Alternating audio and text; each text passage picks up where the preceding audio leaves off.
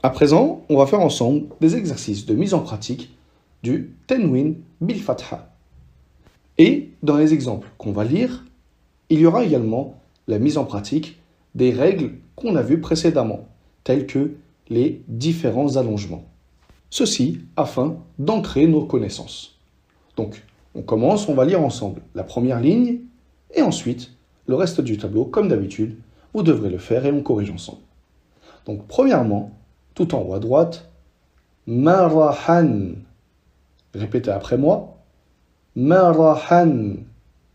Donc, on voit bien que le tanwin se situe tout le temps en fin de mot et qu'on doit rajouter un elif afin de porter, entre guillemets, ce tanwin. Marahan. Ensuite, sawa'an. Ici, la tanwin toujours en fin de mot, mais on n'a pas rajouté de elif. Pourquoi? Car la hamza ici est précédée d'un elif. Et ceci est une règle que l'on verra plus tard.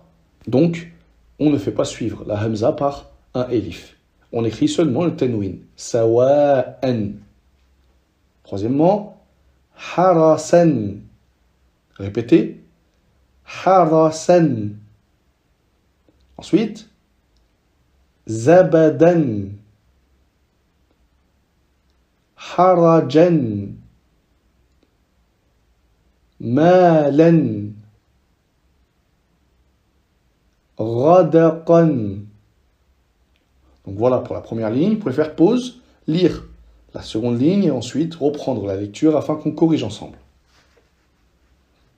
Donc la correction de la seconde ligne. Qasasan. Illan. Kullan.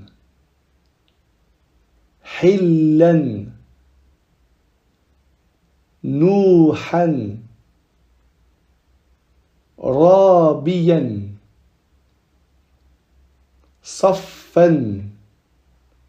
Voilà pour la seconde ligne. Vous pouvez faire pause, lire la troisième ligne et ensuite reprendre la lecture afin que l'on corrige ensemble. Donc la correction de la troisième ligne. Tabaqan. Shatatan. Ma'ashan. Mafazan. Aradan. Labalagan. Mushabihan. Voilà pour la troisième ligne. Enfin, dernière ligne, vous pouvez faire pause, la lire et on reprend juste après pour la corriger. Donc la correction de la dernière ligne. Sakanan. Safahan. Wahananan.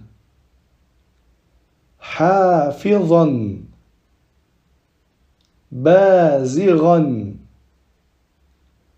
Muhajiran. Shakiran. Donc voilà pour l'exercice de mise en pratique du Tanwin bil Fatha. J'espère que cette leçon est comprise et je vous retrouve très vite pour Tanwin bil Kasra.